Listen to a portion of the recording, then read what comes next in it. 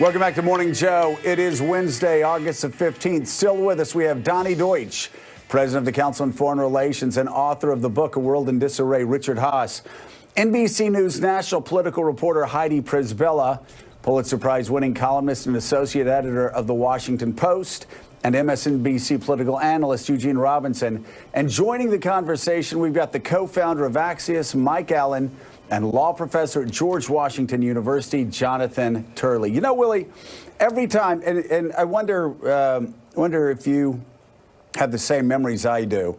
August 15th, every time I see that, I flinch, because August 15th was when two-a-days started in Pensacola, Florida, at Pensacola Catholic High School, and you would go out at 9 in the morning. It was 99 degrees, humidity was like 98 degrees, and, you know, 3 or 4 players would pass. It's like the first August 15th that went by, I was like, man, I'm getting away with something today. Yeah, and that was Pensacola, Florida. I thought it was bad up in northern New Jersey. I can't imagine what it was like in Florida. But yeah, those two-a-days, a lot of people after a long summer of doing whatever they were doing, puking on the sideline.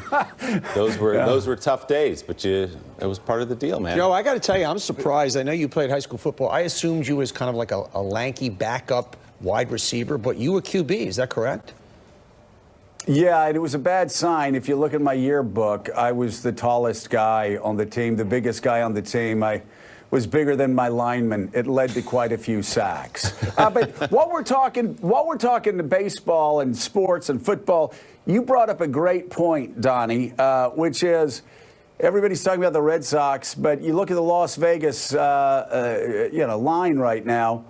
It's not a landslide. A lot of smart money still on the Yankees. Yeah, you always follow the money. We could talk all we want. And basically, Vegas has the Red Sox 28% chance of winning the series, and the Yankees, I think, 22, only a 6-point difference. So, yes, the Red Sox are over, 50 games over, but as we all know, a short series is a short series. And I share your trepidation about the Reds. I'm a Yankees fan, but it's just going all too wonderful right now, and you know where that ends. Well, and again, I talked about Cleveland last year. They have this long winning streak. Everybody's freaking out in Cleveland about it. But, Willie, they left it on the field, and I guess it was July and August or August and September. We all can go back to that Seattle Mariners team. Mm-hmm. Greatest team of all time, maybe. That's what people were saying until, of course, they got to the playoffs. 2001, Seattle Mariners. They won 116 games. There was debate about whether they're the best team of all time. Yankees beat them in the divisional series, and that was it. May it be a season was over. May it be a precedent.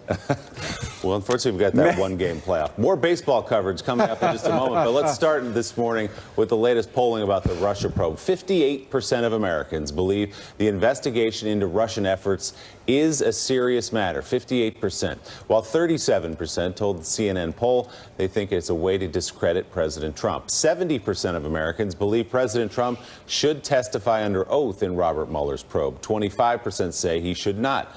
56% feel the president attempted to interfere with the investigation. 38% say he has not done that. While a majority of Americans, 56%, think the things the president has said publicly about the investigation are either mostly or completely false, 37% feel he has been mostly truthful, Joe. So again, despite all the attacks, despite all the calls from the Trump administration to wrap it up, despite the fact that Rudy Giuliani has said time and again on TV Bob Mueller doesn't have a damn thing, try to bring this to an end, despite the president calling it a Russian hoax, nearly 60% of Americans believe it's a worthwhile exercise. Well, there's just too many Russians that have been indicted. There's too much evidence that's out there. Jonathan Turley, I've always said that Donald Trump, at the end of the day, I always said after he got elected and after about 2 or 3 months in, I said at the end of the day, Donald Trump would go down in history as a warning to future wannabe autocrats, that you just can't do that in this country. Those numbers, though, in that poll, actually are just made for defense attorneys in this situation in the future, where you can almost hand that to your client, say, oh, you think attacking the prosecutor is going to help you out? Look at these poll numbers. Robert Mueller, who didn't say a word, has the confidence of the American people by far over a guy who talks about it and obsesses about it every day.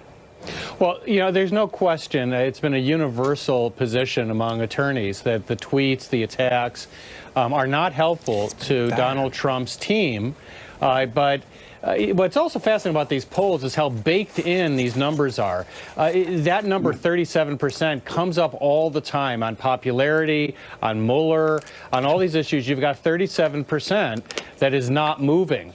And that creates a sort of weird political and legal dynamic. Clearly, Trump is appealing to that position, and it does seem to be hardened. Now, does that give him anything politically? Probably. Does it help him legally? Probably not. Because you have a special counsel who's going to take this thing to the end.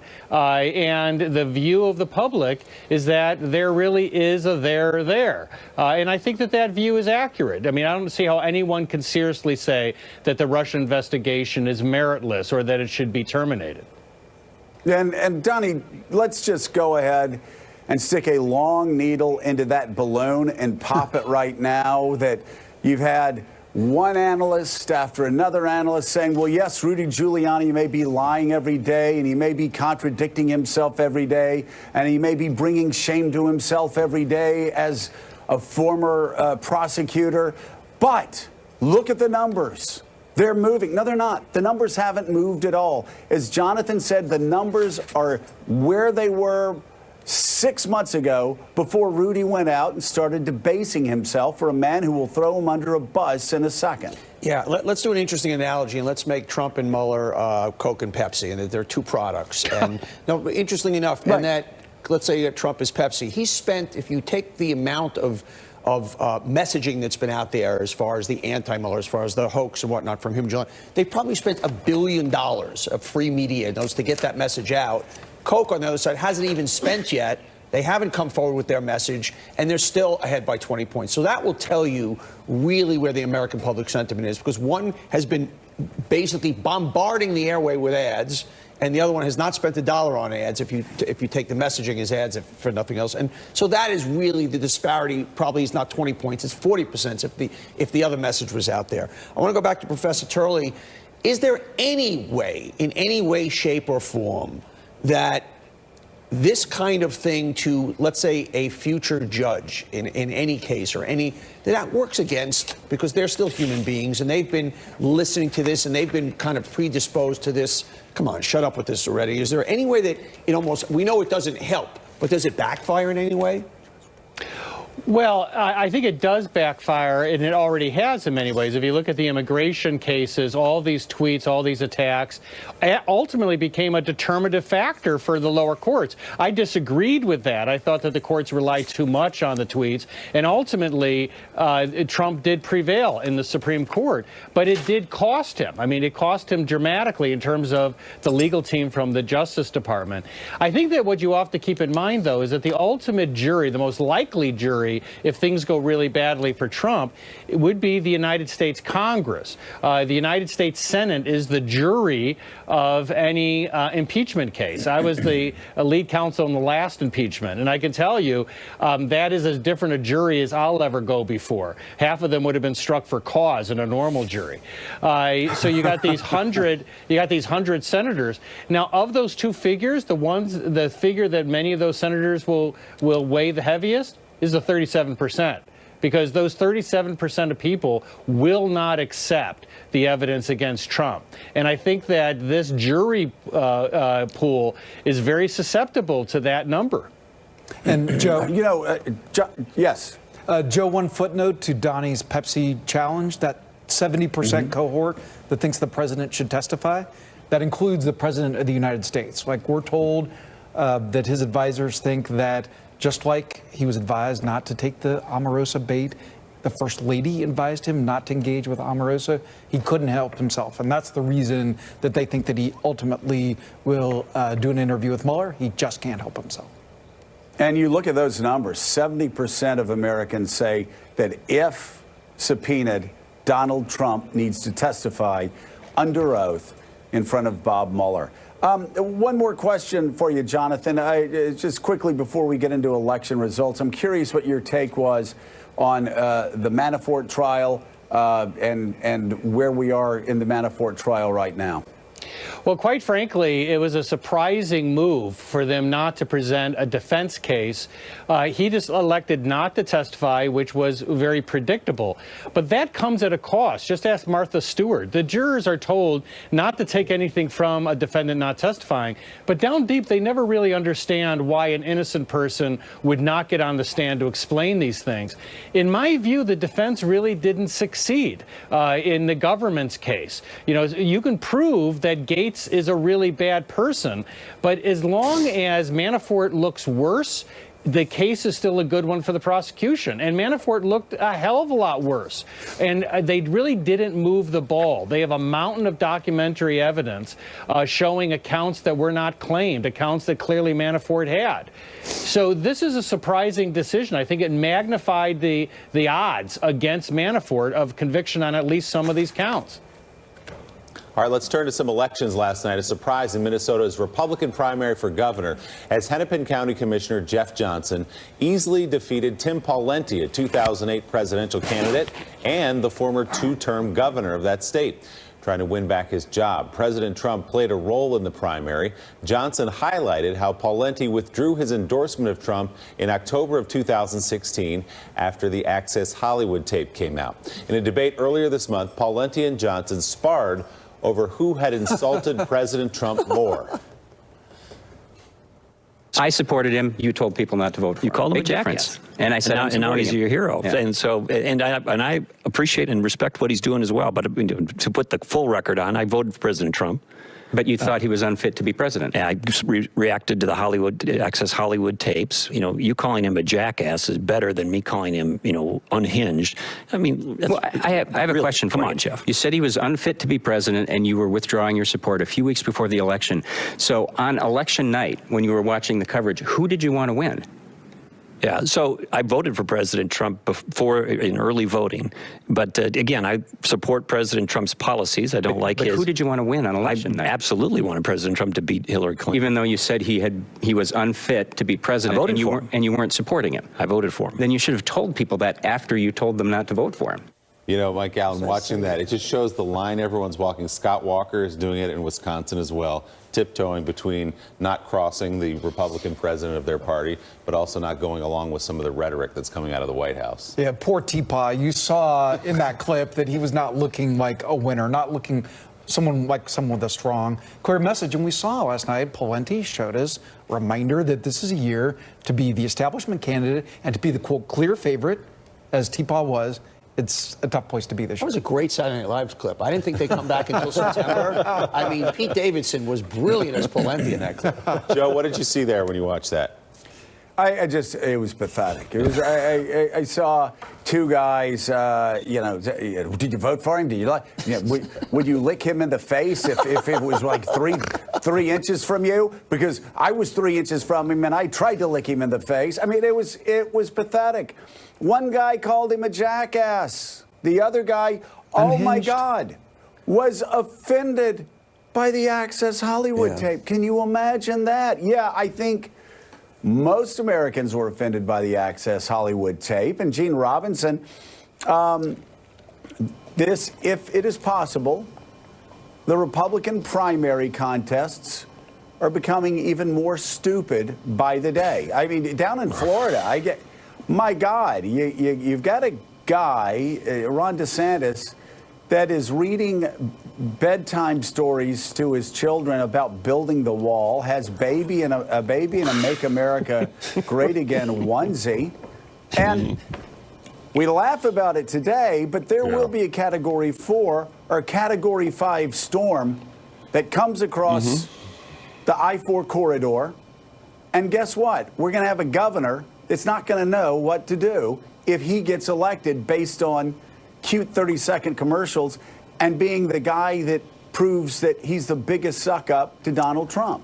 Really, what profiles and courage we're seeing from Republican candidates out there this season, and it shows the hold that these candidates perceive Donald Trump having on the Republican Party, on the Republicans who are going to come out and vote, who are coming out to vote in these primaries, who they anticipate are going to come out and vote in the fall. And what they're not, of course, calculating in is all the Democrats who are going to come out, all the independents who are going to come out on the other side. But this is a pure base play, and Trump's got the base. I mean, he's got the support of 90% of Republicans, which is a self-identified Republicans, which is a shrinking cohort. Nonetheless, he's got 90% of them, and that's who they're going after.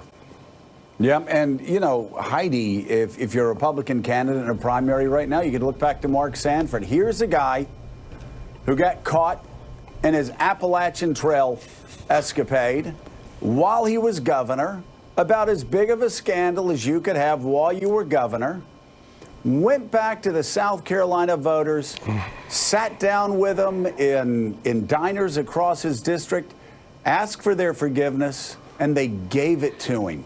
And he got elected to Congress. But say one or two bad things about Donald Trump, and you're out of there. What a bizarre, bizarre turn of events and set of values.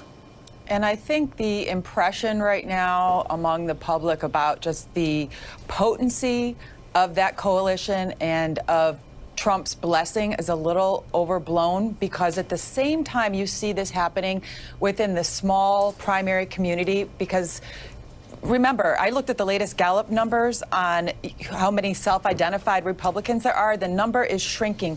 We're down to 26% nationwide.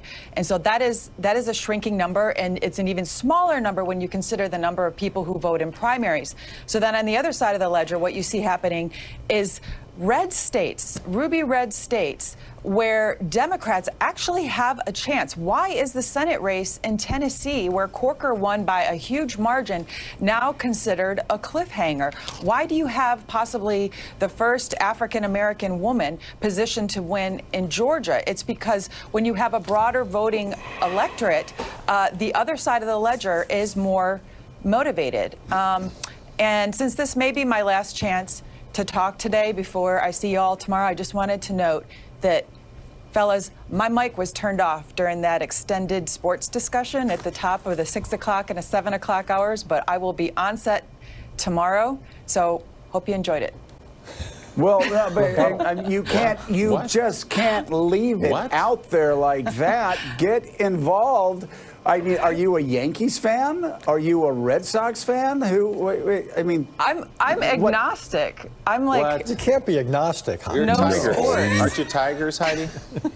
My husband makes me go to Oriole games. Oh no. What does that make me? Well, you could use that in a divorce proceedings, by the way.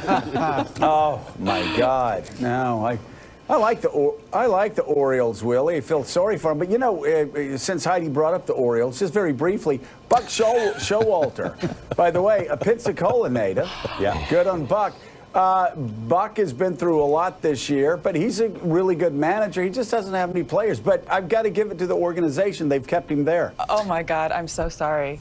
Heidi, you're not going anywhere. You said that was your last time talking. You just bought yourself another hour on this show. You brought us back to baseball. You just sit tight. Let's talk about some more politics. A few more highlights from yesterday's primaries in 4 states. In Wisconsin, Democrat Tony Evers won 41% of the vote in a crowded 8-way primary for governor. The state school superintendent now up against Republican Governor Scott Walker, who's seeking a 3rd term. In Connecticut, 2006 U.S. Senate nominee Ned Lamont claimed the Democratic nomination for governor. This as Republicans nominated Bob Stefanowski, a former GE executive who was a registered Democrat, shortly before announcing his bid as a Republican. And history was made last night as Democratic candidate for Vermont governor Christine Hallquist became the first transgender nominee of a major political party. She will take on incumbent Republican Governor Phil Scott. Meanwhile, Minnesota Democrat Ilhan Omar won the Democratic primary for a Minneapolis House seat, which means the first 2 Muslim women now likely to join Congress this fall. So, Mike, what was your big takeaway last night? Big picture. Well, our big takeaway is the blue wave is a rainbow wave. Like, we've seen an unbelievably consistent story through these primaries, and that is a Cat 4 is building there too for the Democrats. That again and again we see strong candidates winning these primaries. So start with women. 199 women are now nominees just for House. And something that Axios' Alexi McCann points out is we now know that at least 5 women are going to replace men, that regardless of what happens in the general election, we're going to have 5 women taking men's seats. So Washington is going to look a lot different. And the story that we just saw there, the rainbow wave for LGBT candidates now, nominees for governor. The Washington Blade pointing out last night that LGBT, there's one of at least one of each of those who now is a nominee. And so another place that this blue wave is becoming a very diverse one as well. Well, you know, and we've heard about the year of the woman for so many years. It seems every 2 years somebody else claims this is the year of the woman. Well, I mean, you look at all of the results and you've got to believe that just like 1974, Richard Nixon and Watergate led to a class of Democrats that controlled American politics for the next 20 years. You got to look at this class that may be coming in. If it continues the way it does, and 2018 does become the bona fide year of the woman, you could actually have Donald Trump's election in 2016 leading to a huge win for women across America and reshaping American politics for years to come. Mike Allen, thank you so much. We appreciate it. Jonathan Turley, thank you as well. We're going to be reading your latest column in The Hill and still ahead on Morning Joe. Our next guest calls it the untold story of Donald Trump and the Russian mafia. Best-selling author Craig Unger is here with his new book. You're watching Morning Joe. We'll be right back.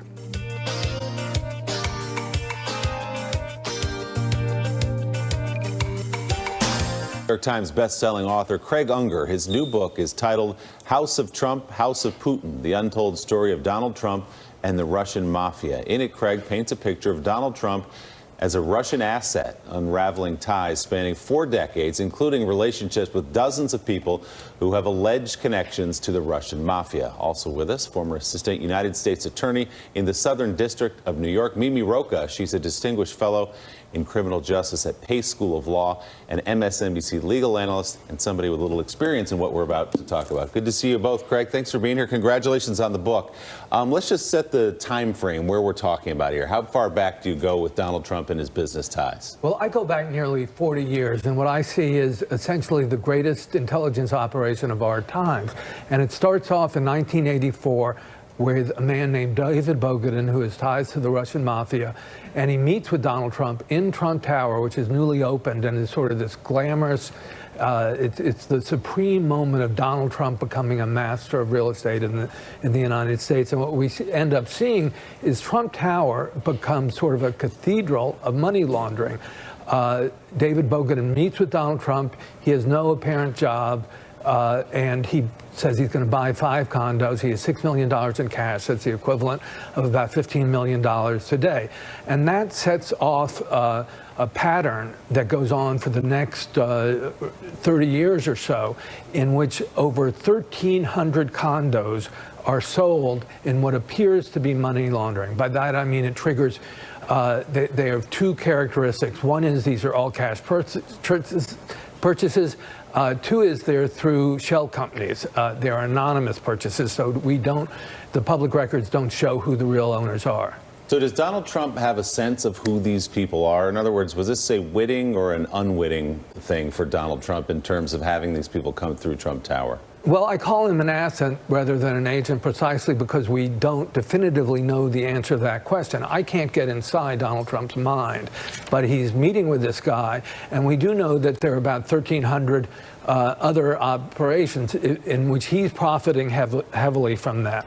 If he can go through that and doesn't figure that out, he's either inexplicably stupid or there is a legal concept of willful blindness, and perhaps that's what's going on. So when you call Donald Trump a Russian asset, that's obviously a very serious charge. It suggests that the Russians who are buying condos were doing it not only to launder money, but perhaps to get some leverage over Donald Trump, to get something out of the deal for themselves.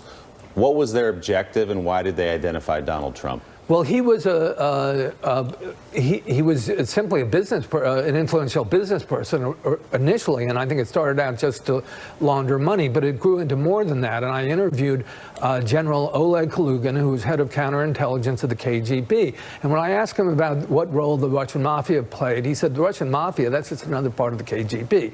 The Russian mafia is a state actor. And that's why this is so important. It's very different. Americans grow up watching The Godfather and think of the Italian-American mafia. No, this is quite different. It is an arm of the Russian government, as surely as if the United States was to use the CIA to use the covert action. The Russians can use the Russian mafia. And they've been based in Trump Tower on and off for more than 30 years in the home of the President of the United States. Greg, two more questions, and then I want to go to Mimi. First off, you say that Trump for 40 years has been the subject of Russian intelligence that as a kind of somehow his sexual misconduct that they would use against him. Obviously, we've heard about these tapes. And secondly, also, what is so damning, and I've said this all along, is that Trump was $4 billion in debt, and the Russians showed up. So first question, what do you know, what did you find out what they possibly might have as far as some type of sexual eye candy of what Trump has done? Well, General Kalugin was talking about, and again, he was head of counterintelligence for the KGB, and he was referring to Trump's first trip in 1987 to Russia, and said that Trump probably saw dozens of women in the KGB had compromat of that. To be clear, he didn't say he had actually seen it, but he does have considerable institutional knowledge as head of counterintelligence of the KGB. I regard that as very similar to the allegations that we saw in the Steele dossier. And Trump went back and forth many times to Russia. He started negotiating for trying to build something in Moscow. It never came to fruition, and I have to think one of the reasons for that has been so much of his prosperity is due to people buying properties to launder money. And if you want to launder money, you don't want to do it in Russia. You want to get your money out of Russia, not leave it there. One of the hallmarks of the Italian mafia, as you alluded to, is allegiance to a boss. There's always someone, in charge, in control, sort of at the center directing things. Who would that be here in this case with the Russian mafia? His name would be Vladimir Putin. Okay. And I obtained transcripts of Ukrainian intelligence conversations in which the head of Ukrainian intelligence is talking about Putin's meeting with a man named Semyon Mogilevich, who is sort of the brains behind the Russian mafia. He is not the most powerful person there, but he's worth $10 billion. He helped elevate it to massive white-collar crimes.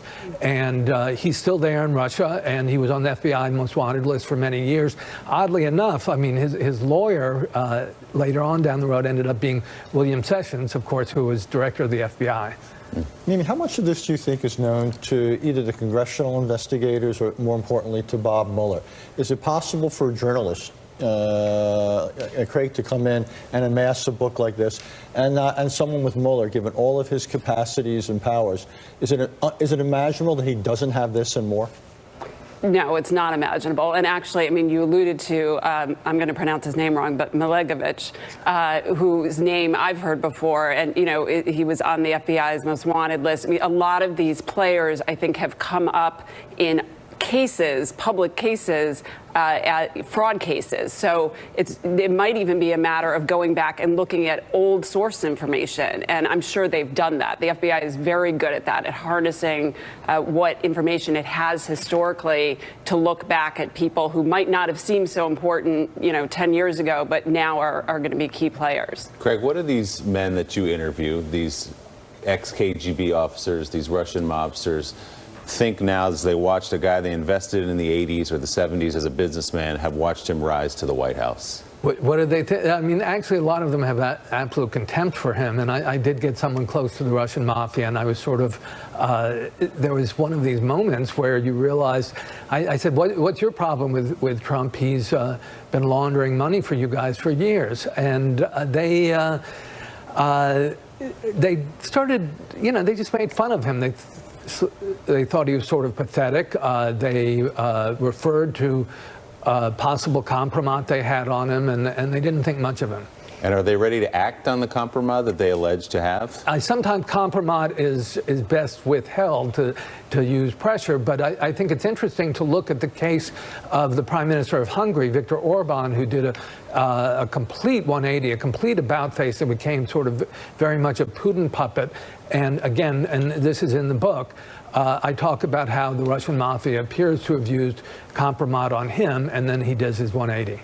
We've only scratched the surface here. The book is House of Trump, House of Putin, the untold story of Donald Trump and the Russian mafia. It is out now. Craig Unger, thank you very much for being with us. We appreciate it. Thanks for having me. Mimi, stay with us if you would. Coming up next, another angle that ties into what we've been discussing, Paul Manafort's fraud trial. We'll go live to the courthouse when Morning Joe comes right back.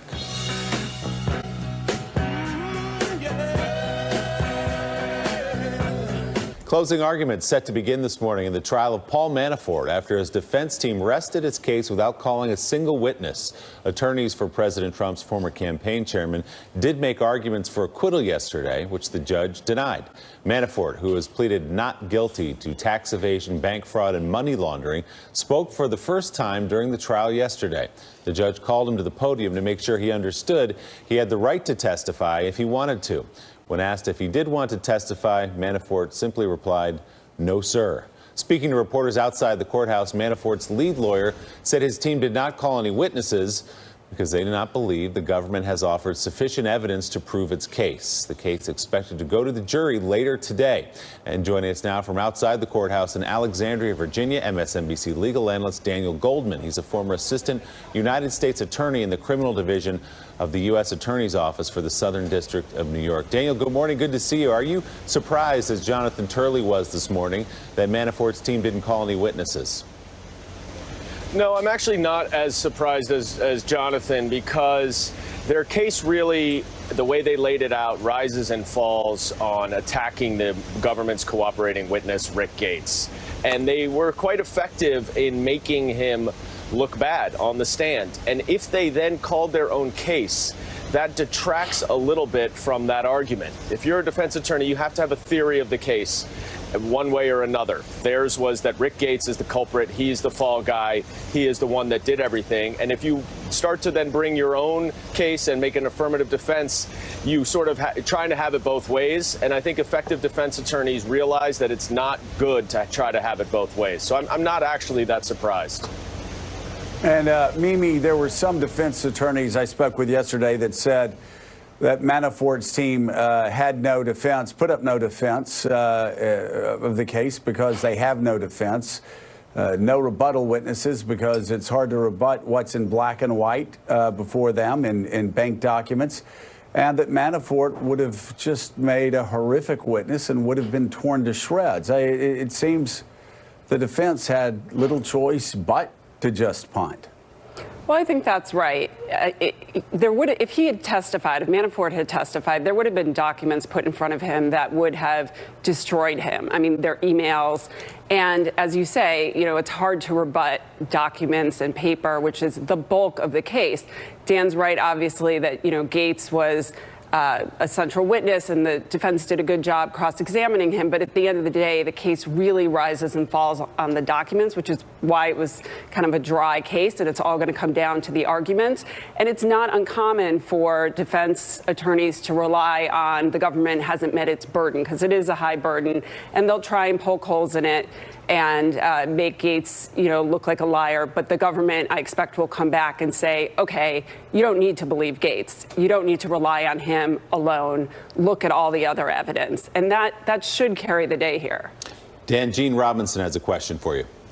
Yeah, Dan, do we know anything yet about the instructions that Judge Ellis will give to the jury as they retire? And I'm especially curious about, they heard days and days of him sort of hectoring prosecution lawyers, and they didn't get to hear him hector defense lawyers, which I understand he also does. That potentially could weigh on the jurors. I don't know. But do we know about the instructions, and will he instruct them to disregard that?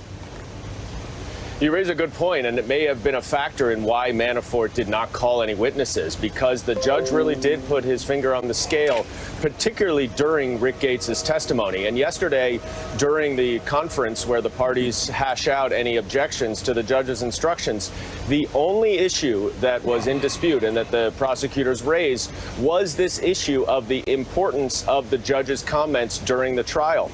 And the lead prosecutor actually stood up and made the point to the judge that when the judge intervened during Rick Gates' testimony and said and undermined Gates to say that Paul Manafort wasn't paying that close attention because Rick Gates was stealing from him, that the prosecutors wanted a stronger instruction from the judge to tell the jury that they can disregard his statements.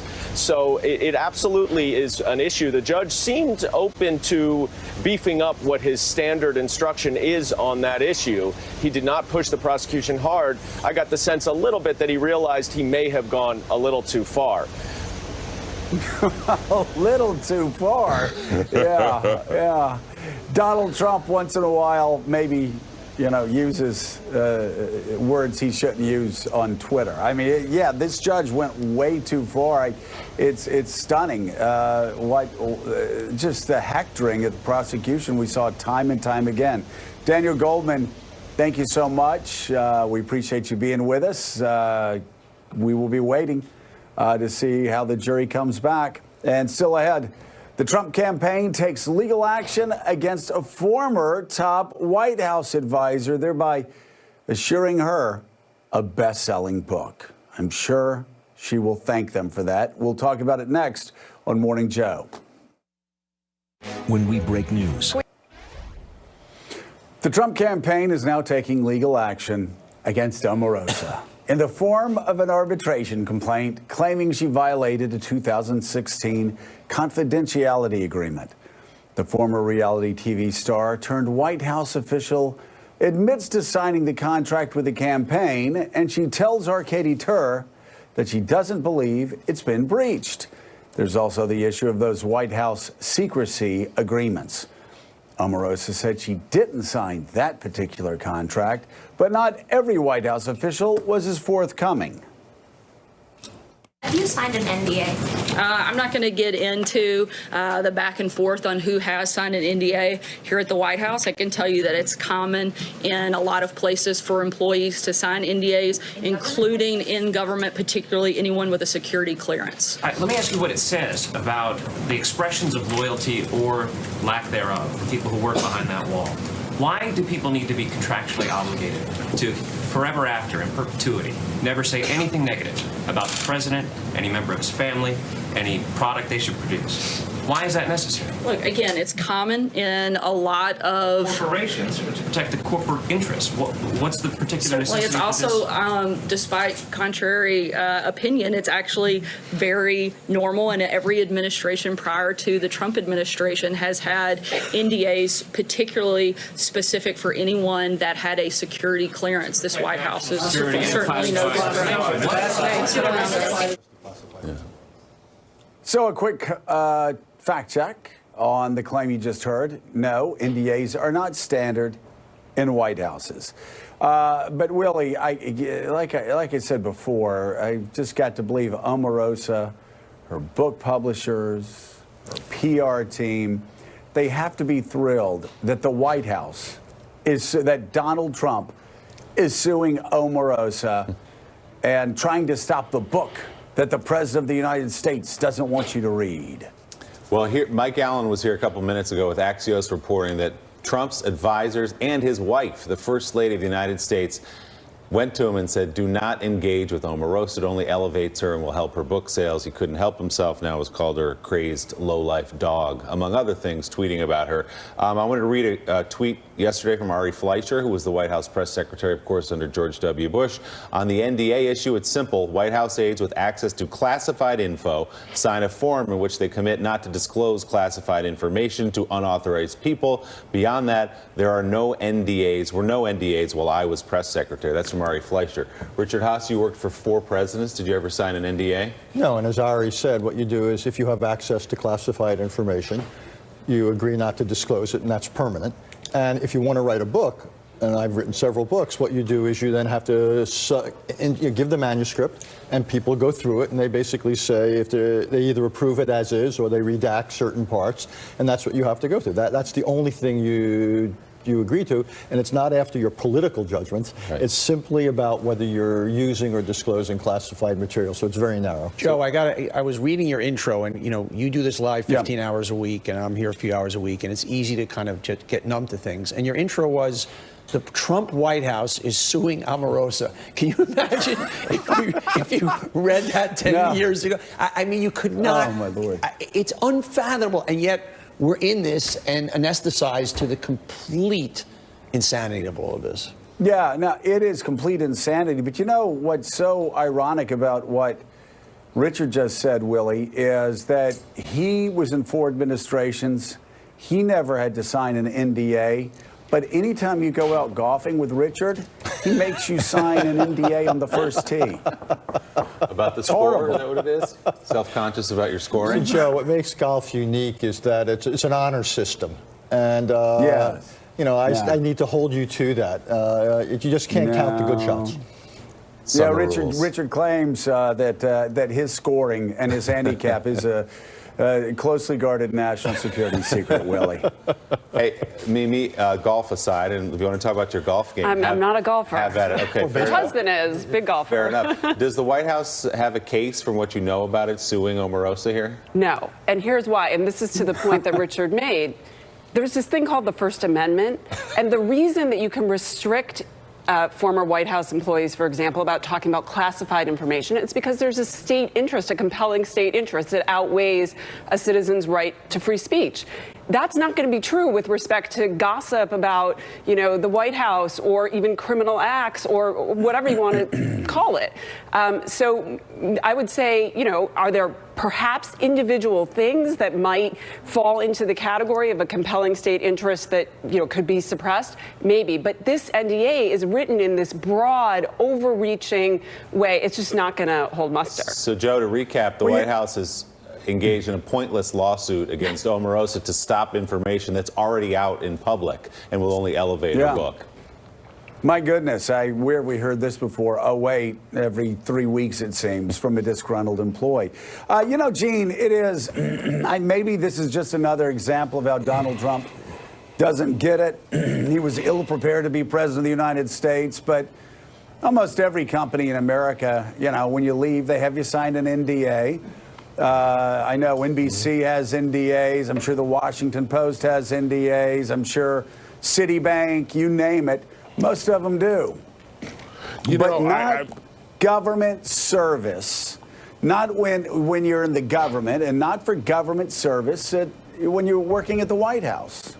Yeah, of course not, and it's ridiculous. You know, this is it's interesting. The reporting in the Post is that it was only the president who wanted to do this, who wanted to file this this arbitration complaint and take it forward. And so it was done as kind of a way of trying to at least partly chill him out about the Omarosa thing, lest he continue to foam over. And again, as Dottie said at the beginning, we do become anesthetized to the fact that, you know, the President of the United States has to be placated with sort of useless activities.